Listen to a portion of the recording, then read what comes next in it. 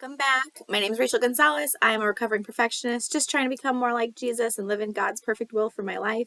I have another book review for you for the month of April. And in April, I did read 6 books. I listened to all of them this time, so do with that what you will.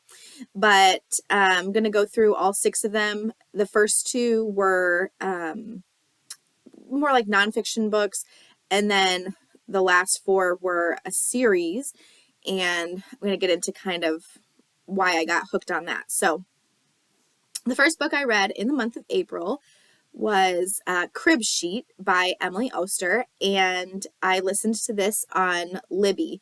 I had put this on hold maybe like a month or 2 ago based on a podcast that I listened to called it's called After Bedtime. It's with the people from Big Little Feelings, and they had her on, so I got intrigued. I wanted to listen because they kind of really boasted about how this was very evidence based and it was data driven and all these things.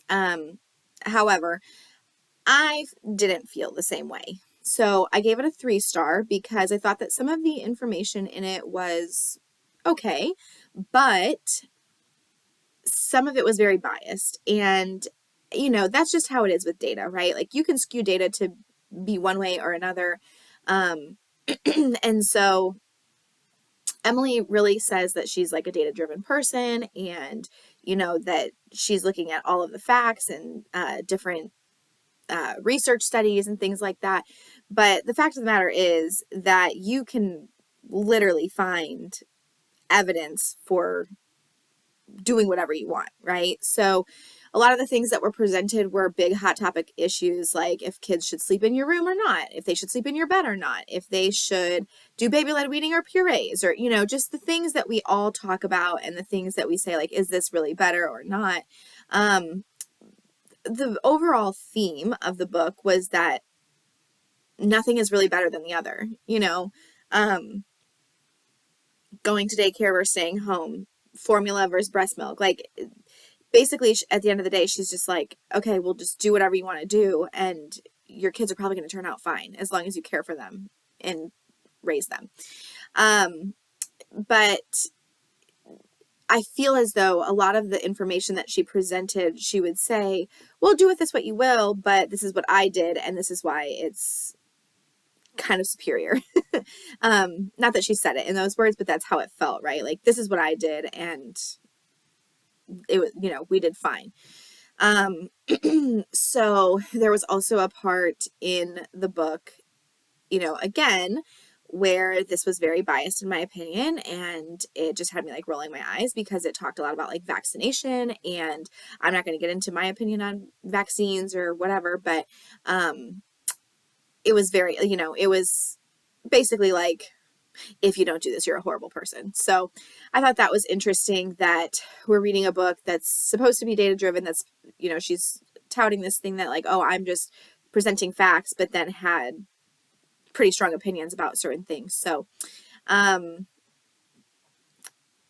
it was only written in 2019, which is, about 5 years ago, but it still felt very outdated to me that there were research studies that she was using from like a long time ago, which I think is fine if there's adequate research over many years of this study, but it wasn't. And so anyway, I just thought that I didn't really love it, but I do plan to read. She has another book about pregnancy, and I do plan to read that book just to see what all the fuss is about.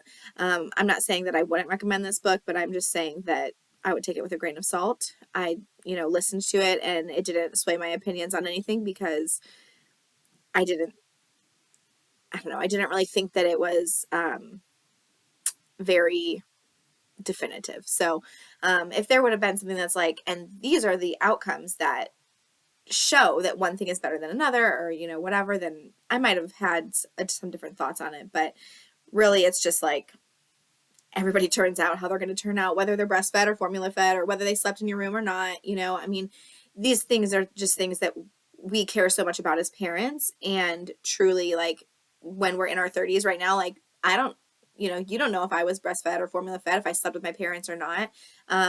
And if I told you I did one thing, and you could say, oh, well, you know, people who do that really turn out okay, or maybe people who do that don't turn out okay, you know, whatever. It's all just relative. So anyway, the next book that I listened to, I also listened to on Libby. I had it on hold for a very long time as well, and it finally came available. So this was The Boys in the Boat, and it's the true story of an American team's epic journey to win the gold at the 1936 Olympics. And this is by Daniel James Brown. They just released a movie, I think, within the last year, and my husband and I did watch it. This book I chose to read because it was recommended by the Carpool podcast by Liz, who is one of the people on that podcast, and her sister's the car mom, who, you know, she was kind of like frustrated with her because she didn't read the whole book of the last book club book that they did. And so this time they both read it, and I listened to their review, and, you know, I had a couple of thoughts based on their review, and then also just kind of similarly things that they talked about with the movie that I thought was interesting. So the book, you know, starts with this one guy. It really focuses on one guy's journey through, like, being on this Washington rowing team in college. And so I thought it was really interesting, and I loved the historical context because you get a lot of the background of like what it was like to live in the Great Depression. And so he was growing up during the Great Depression, and his dad was kind of not really around. He ended up marrying this woman who didn't like his son. And so then, because his mom had died, you know, when he was pretty young. And so they basically just leave him like to fend for himself. And he bounces around, eventually finds some work, and then eventually goes to college at Washington. I don't know if that's, I don't know, in Washington. It's the Huskies. So whatever that is, Washington State, Washington University. And so in the book, it really talks about how the process went, you know, from freshman year and on, you know, getting on the rowing team, what it looked like each year for them to be like trying to find the perfect combination of the guys in the boat and stuff. And the movie didn't do that. The movie like just starts at their junior year, like the year of the Olympics, and kind of goes right into that as if they all just joined the team that year, but that's not really how it happened in the book, at least.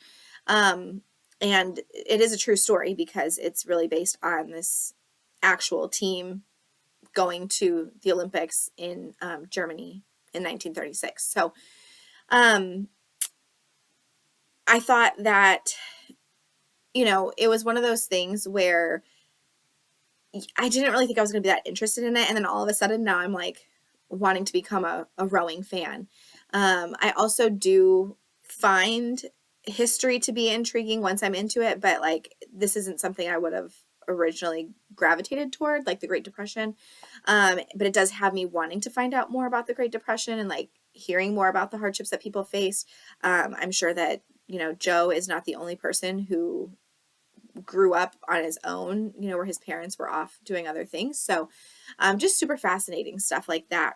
And then in the podcast, Kelly talks about how she's like, well, I would have really liked to know like more backstories about the other guys in the boat. And I felt the same way. Like, you know, we get this backstory of Joe and it's really interesting and stuff, but then we don't really know much about the other guys. And then at one point, you know, because they're going to Germany in 1936, which is like right before the Holocaust starts, and, you know,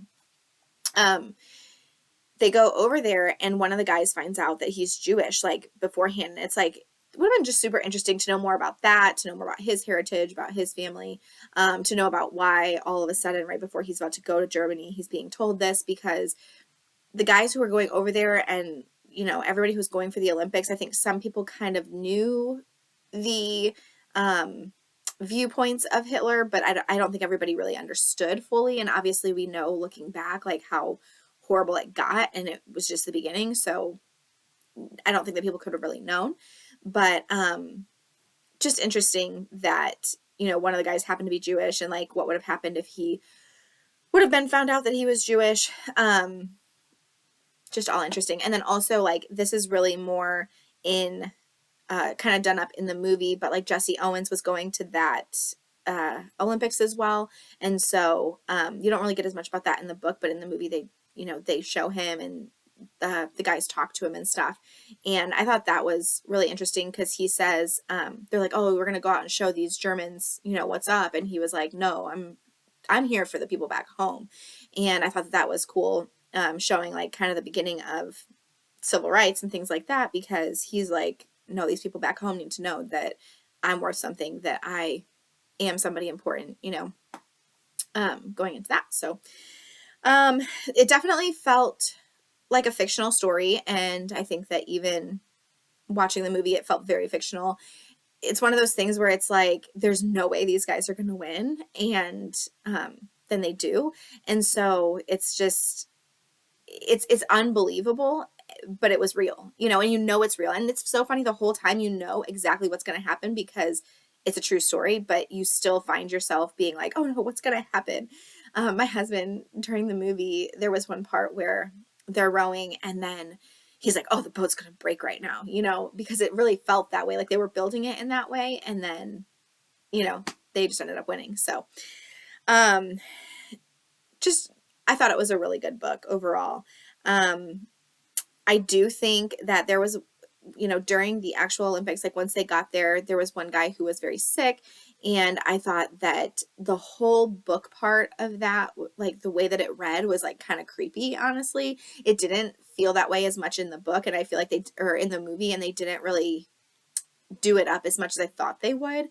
But it almost to me felt like he was like some kind of zombie, like he was like in a trance or, whatever. And then he goes white and then he just opens his eyes and start rowing, So there was that part that I thought was kind of weird. And like I said, in the movie, they just like didn't really put much emphasis on that. So there were a lot of other like little injustices within the book and movie also that I thought were just not fair, that they were treated so poorly. I do think that rowing seems to be a little bit more of like an affluent sport just based on the way that it was portrayed.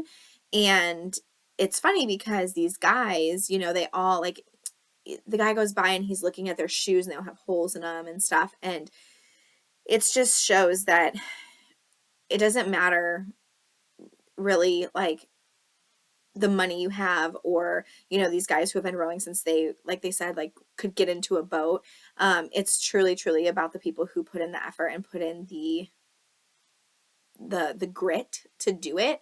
And then also just that these guys too were like working jobs where they were having to be tough, right? Like shoveling or manual labor, like things like that really built their strength. And I think that helped them a lot in the Olympics. So I would recommend that book. I gave it 4 stars.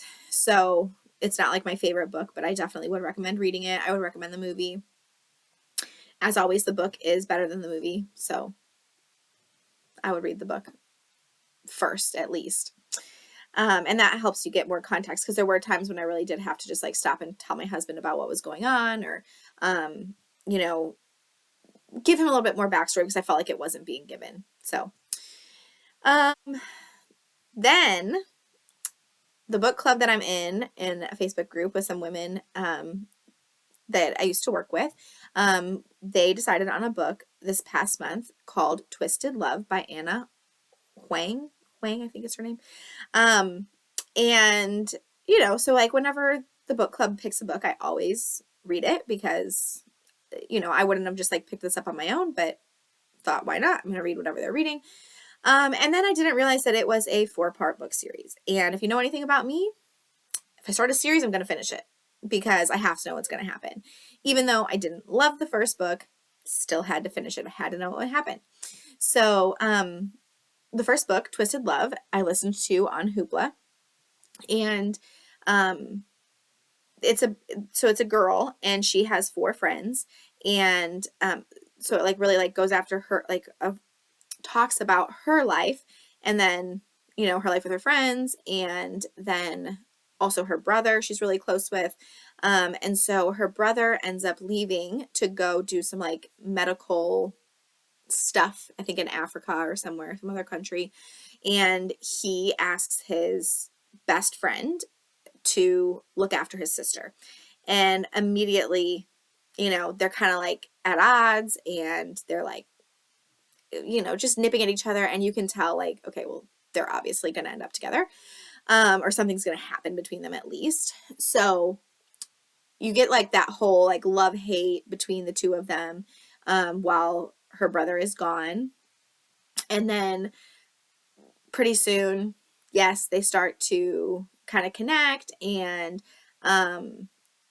it's just weird because she's like this like younger sister, and he's like this really, I don't know, I feel like older, mature guy. He's like a billionaire. So, there's that too. And then when their relationship starts, it felt very, very 50 Shades of Grey to me.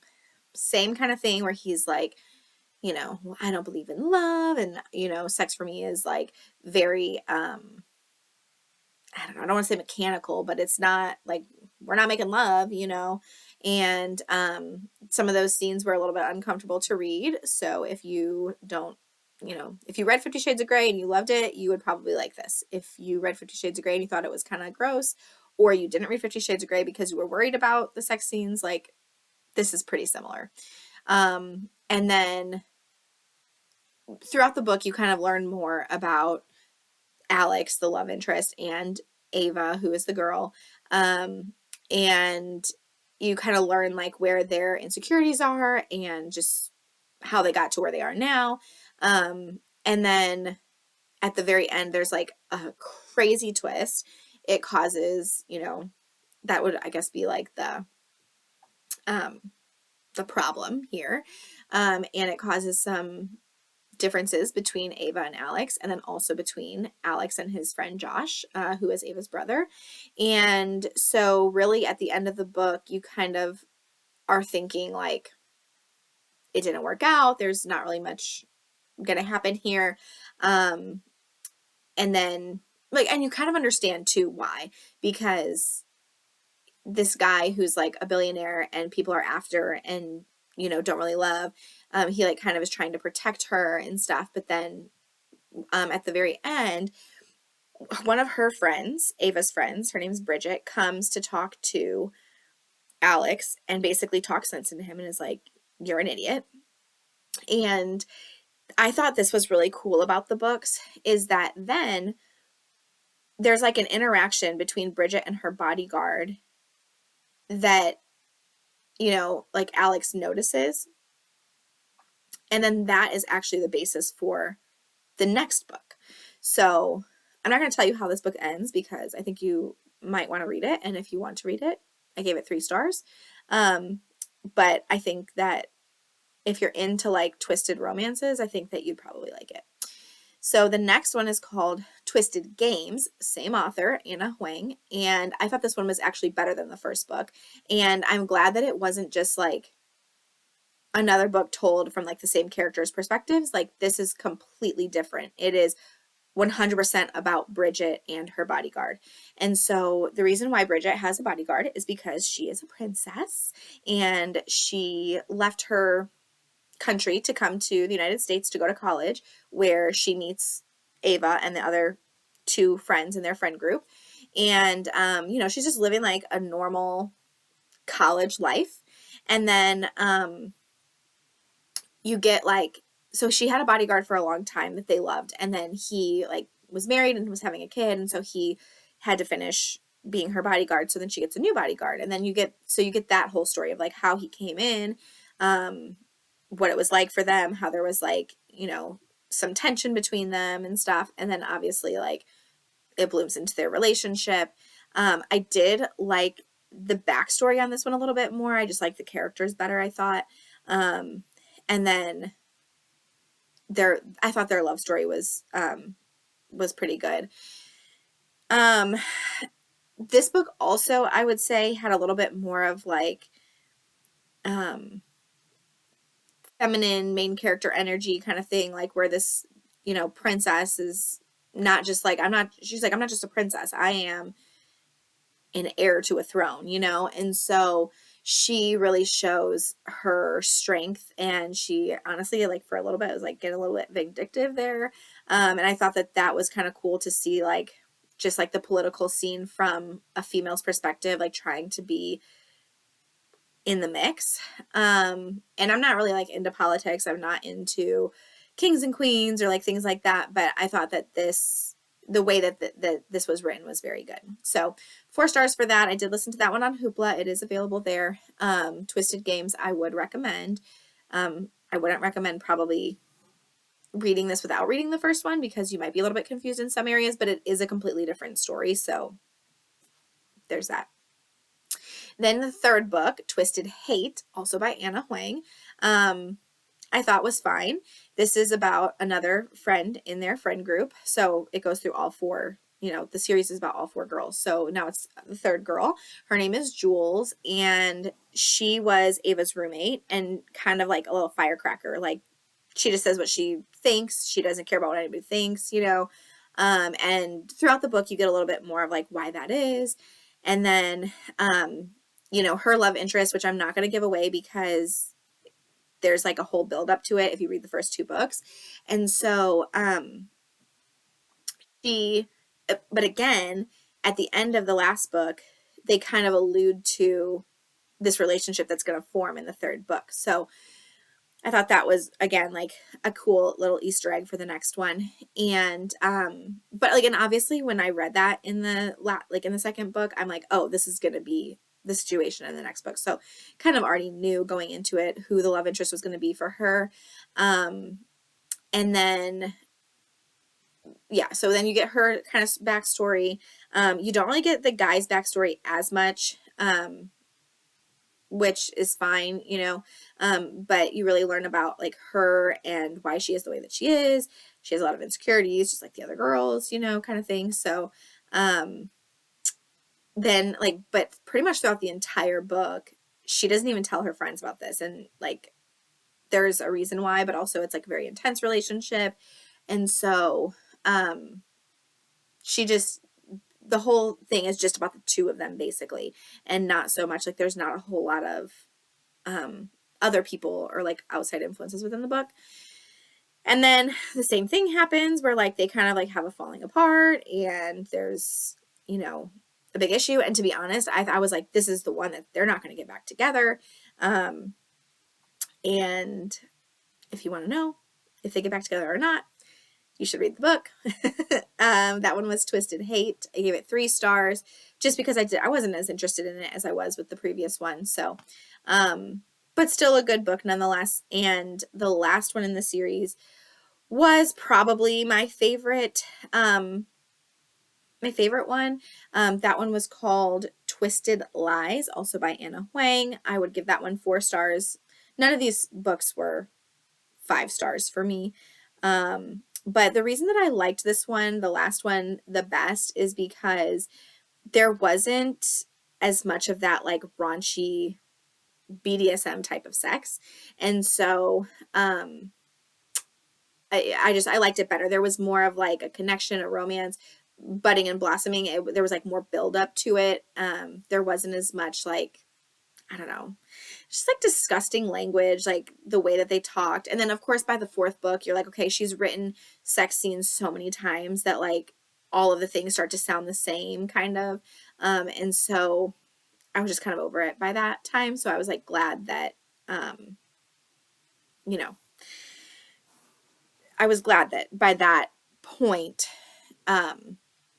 she wasn't writing as much about the sex scenes and stuff, because there just weren't as many. So, so this book is about the 4th friend. So there was Ava in the first one, and then the second book was about the Princess Bridget, and then the third one was about Ava's like roommate, and then the fourth one is about the 4th friend, and she so she lived with Jules from the 3rd book after Ava moved out and like she ended up moving to London actually. And so they go to live together, and there's a guy who's in charge of the building who like allows them to live there for dirt cheap. And that guy was also in the other books because he was the boss of the bodyguard. Like, so he has like a whole security company who does like bodyguards and security equipment and things like that. So then he kind of showed up before in the like the previous two books, and then here he is again. And this girl, her name is Stella, she is like an Instagram influencer, so she has her life on social media. At one point she was being stalked, and during the book, like, you know, you're trying to figure out kind of like who the stalker was, because the stalker starts to come back. And then of course there is a falling out between her and Christian, who you know, she kind of starts to like see, they start to like have like this fake relationship for social media's sake, and then it turns into something more, of course, like, duh. So then they have a little bit of a falling out where, again, like, I just thought, I'm like, there's no way these people are gonna reconcile, like, they're not getting back together, there's no way, how is she ever gonna forgive him for what he did? And then, you know, they eventually kind of like reconcile. But like I said, I mean, this one was my favorite book of the series. There was a lot more like romance about it. There was, I don't know, but still kind of like that secretive, oh, I can't like you, but I do kind of thing. And then, you know, a few sex scenes there. And then at the end, just reconciliation. So, of this series, I would say that there's a little bit of suspense, romance, obviously sex. But then there's also like just like a lightheartedness to it, where it's like a lot of the books that I read are like Frida McFadden, where there's like death or somebody's like lurking or something, you know? So that's kind of what I thought the last one, Twisted Lies, was going to be more like. And it wasn't as like suspenseful as the Frida McFadden book. And so I really did need this kind of like palate cleanse of all of those crazy murderous books, because I want to like obviously start reading Frida McFadden again, which I probably will be reading another one of hers this upcoming month, but just need a little bit of a break from that. So now I need a break from sex scenes. So I'm not going to be reading anything like that for a while. So those are the 6 books that I read this month.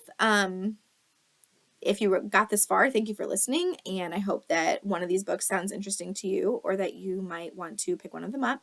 The thing about the last book is, so, you know, I listened to the first 3 books, Twisted Love, Twisted Games, and Twisted Hate, all on Hoopla. Well, Twisted Lies was not on Hoopla, so I ended up using an Audible credit for that, which I didn't really want to do because, like, I wasn't super invested, but I had to obviously finish the series and the books, so I did end up using an Audible credit for that. So just beware that if you start them on Hoopla and you want to get to the last one, it is not there, so you'll have to find an alternative method for how to listen to that one, or pick it up from the library. So like I said, thanks for watching. I will see you next week when I talk a little bit more about Mother's Day and this debate over who are you supposed to be celebrating for Mother's Day. I'm really excited to get into that a little bit, and talk about what I like to do for Mother's Day as well. So see you next week.